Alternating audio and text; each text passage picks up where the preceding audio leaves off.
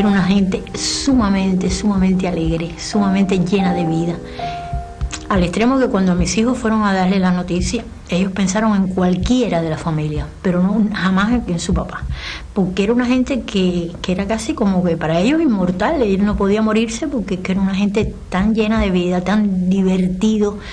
Ellos lo que sí les dejó fue una imagen muy linda de su niñez. Ellos fueron niños muy felices porque siempre estaba jugando, siempre estaba muy contento. Tú dices, y si él hubiera estado, qué distinto hubiera sido la vida nuestra. La parte sentimental, el no tener a su papá, el yo no tener a mi marido, el amor de mi vida, mi novio de toda la vida, 20 años con él, no son fáciles. Y en la medida que van pasando los años y que la injusticia sigue y que no se para.